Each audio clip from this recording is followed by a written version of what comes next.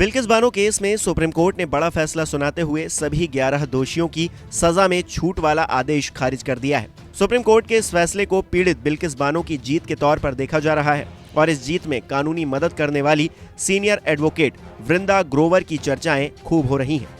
वृंदा ग्रोवर ने supreme court के फैसले का स्वागत करते हुए कहा है कि गुजरात सरकार का फैसला गैर कानूनी था, जिसे सुप्रीम कोर्ट ने खारिज कर दिया। आपको बता दें कि वृंदा ग्रोवर इस मामले में शुरुआत से ही मुखर रही हैं। इससे पहले भी वो कई ऐतिहासिक मामलों में अदालत के सामने दलीलें रख चुकी हैं। चलिए हम आपको इस रिपोर्ट में बताते हैं कि आखिर कौन है बिल्किस को इंसाफ दिलाने वाली वृंदा ग्रोवर।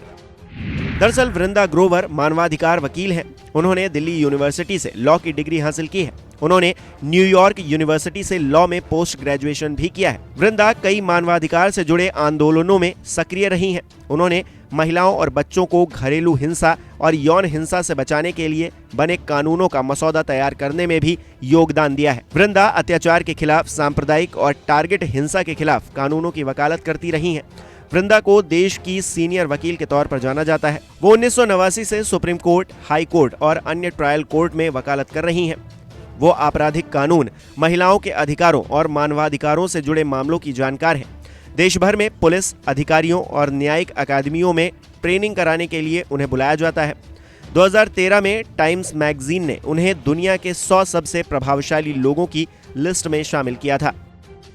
आपको बता दें कि बिल्किस बानो केस में भी दोषियों की सजा में छूट के खिलाफ दायर याचिकाओं की दलील वृंदा ग्रोवर ने ही अदालत में रखी। इस मामले में सुप्रीम कोर्ट का कहना है कि ये इस अदालत का कर्तव्य है कि वो मनमाने आदेशों को जल्द से जल्द सही करे और जनता के विश्वास की नींव को बरकरार रखे। सुप्रीम कोर्ट ने मामले से जुड़े सभी 11 दोषियों को 2 हफ्ते के भीतर जेल अधिकारियों को रिपोर्ट करने का निर्देश दिया है। प्रतिक्रिया क्या है? देखिए, ये बहुत ही आज का जो जजमेंट है जस्टिस नागरत्ना और जस्टिस भुइयां का सुप्रीम कोर्ट से रिमिशन मैटर पे जो बिल्किस बानो वाले केस में लोगों को रिहा कर दिया गया था स्टेट ऑफ गुजरात द्वारा, तो उसमें जो जजमेंट है वो कहता है कि रूल ऑफ लॉ सबसे ज्यादा सुप्रीम रहेगा इस देश में और रूल ऑफ लॉ को एक बार फिर अपहोल्ड किया गया है और अदालत ने कहा है रूल ऑफ लॉ सबके लिए सेम है, चाहे आप कोई भी हो, वो आप सब पर बराबर अप्लाई करेगा।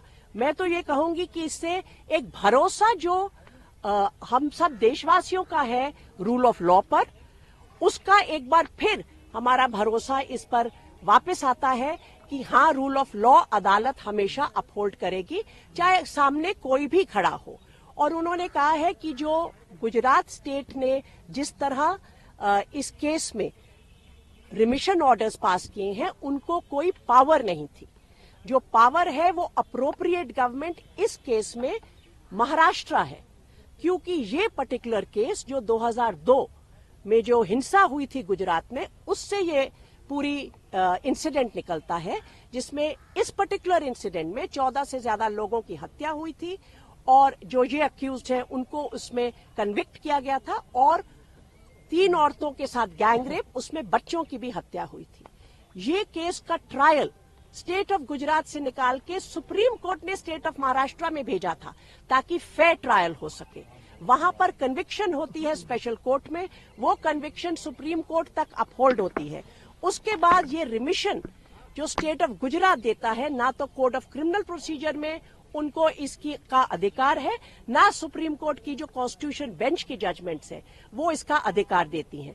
तो एक तरह से ये पूरा का पूरा जो सिलसिला चला, ये without the authority of law था, उसमें कोई भी तथ्य नहीं थे और कानून के खिलाफ था। अगर कोई ऑर्डर कानून के खिलाफ होता है और उसमें कोई भी स्टेट एक्ट करता है, उसको सेट असाइड कर दिया जाता है, क्योंकि वो कानून की नजर में फैसला है ही नहीं। उसको सेट असाइड करते हुए कोर्ट ने इस बात पर बहुत ध्यान दिया कि भाई ये लोगों को लिबर्टी मिल चुकी है, पर्सनल लिबर्टी और रूल ऑफ लॉ का क्या रिश्ता होगा, उसमें क्या इनकी लिबर्टी वापस ली जाए, वो सारी बातों पर बहुत गौर करने के बाद अदालत ने ये फैसला किया कि ये लोगों को वापस जेल में अभी जाना होगा, ताकि रूल ऑफ लॉ का पर जो इस देश टिका हुआ है, कोई भी हो, उसमें लॉ सबके ऊपर बराबर चलेगा। और उन्होंने ये भी आश्चर्य प्रकट किया कि गुजरात स्टेट ने इस तरह क्यों इस मामले में एक्ट किया। नमस्कार, मैं हूं मानक गुप्ता। अगर आपको हमारा ये वीडियो पसंद आया हो तो इसे लाइक और शेयर जरूर करें और हाँ, हमें सब्सक्राइब और फॉलो करना ना भूलें ताकि आप देश और दुनिया की कोई खबर मिस ना करें। तो जुड़े रहिए हमारे साथ और देखते रहिए न्यूज़ 24।